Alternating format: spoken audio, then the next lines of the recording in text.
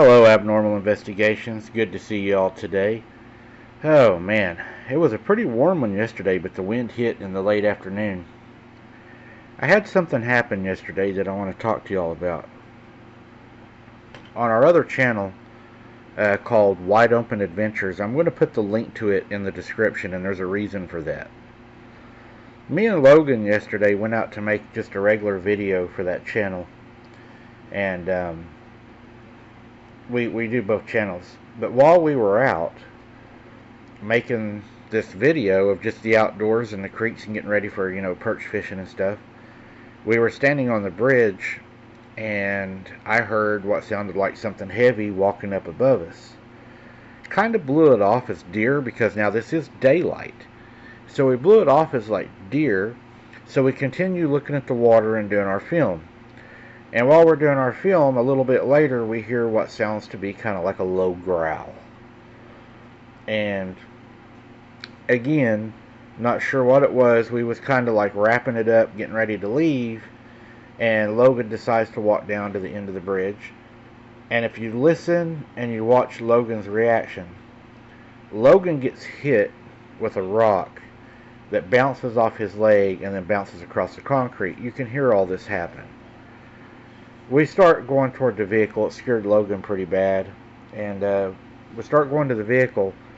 And once we get in the vehicle, we leave. I come back with my mom after that to see if she can hear it or see it. Well, we went back, reviewing the video. And starting in the video, I'm not going to tell you all where we see it at because I don't want you all looking the same spots. But go back and see if you can find what we seen in that video, because there seems to be something that's not human in that video that is captured. So let me know what you think. Moving on, guys, to the encounter for today. He says, I still remember that fateful night like it was yesterday. My sister and I had just finished our shift at the gas station, closing up shop at 11 p.m. We walked out to our car, parked near the tree line, and that's when the first sound was heard. A rustling and crunching noise coming from the woods. At first we thought it was just a stray animal or a raccoon rummaging through the trash. As we got into our respective cars, my sister drove off into the night, leaving me alone to grab a quick smoke before following her home. The crunching noise grew louder, and I could tell it was moving closer. I took a drag on my cigarette, trying to calm my nerves, but the snarling noise that followed really began to scare me. I quickly got into my car, trying to play it cool, but my eyes were fixed on the tree line. That's when I saw it. A creature running on all fours from behind the gas station. It looked like a black bear, but its fur was a metallic gray color, and it seemed to shimmer in the dim light. I turned off my headlights, hoping to avoid drawing attention to myself, but the creature seemed to be heading straight for me. I heard the scratching noise on my passenger window, and my heart sank. I turned to see a wolf-like creature staring at me. Its pointy yellow teeth were snarling. The creature was scarier than anything I'd ever seen in my life. It had the head of a German shepherd, but its body was muscular and seemed to be examining me. Its eyes seemed to bore right through me, and I felt as if it was going to enter my car at any time. I locked the doors and prepared to make a quick escape, but the creature became aggressive, trying to open the window. I knew I had to get out of there fast. I started the car and I put it in gear, ready to make a quick getaway. As I pulled away, the creature ran alongside my car. Its eyes were still fixed on me. I didn't dare look back, fearing what I might see. I drove home in silence, sweating, sick, heart racing, and a whole lot of fear.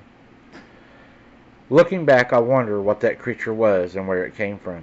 Was it a cryptid, a creature from a legendary myth, or was it something more evil?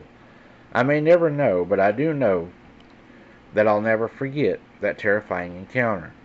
In the days that followed, I couldn't shake the feeling of being watched at work. I would see movement out of the corner of my eye into the tree line. After that, I started having people accompany me to my vehicle. I couldn't help but wonder, what if I saw one of those creatures, and it follows me home. 3 years have passed since the encounter, but the memory still haunts me. I've learned to live with it, but I'll never forget that night, the creature that I seen, that stared me down in my car. Creatures that aren't supposed to exist. For all of you that might be skeptics on this subject, I was too. But when you're looking at something as evil as I seen looking right through the window at you, trying to pull it down with your car moving back and forth, you can't deny what is truly out there. Wow.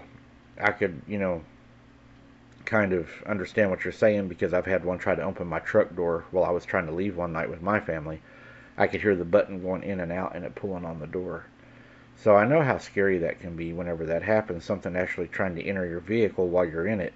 And you know that if it's trying to get into your vehicle, it's up to no good for sure. I don't know about your states, consult your local laws and stuff, but in Oklahoma, our vehicle is considered under the castle doctrine of the home, so we can defend our cars the same as we can our house. So check your local laws. And again, guys, thank you for watching. Keep your head on a swivel. Don't be something's dinner. Oh, and I gotta make an announcement. Today, which you're already going to see that, so I guess I don't really need to, because today at 6 o'clock I'm going boots on the ground for a daytime. It'll be a live, but by the time I do that, this will already be out, so I'll tell you on the live tonight to go watch this video. How's that, guys? Thank you very much for watching. We'll see you on the next one.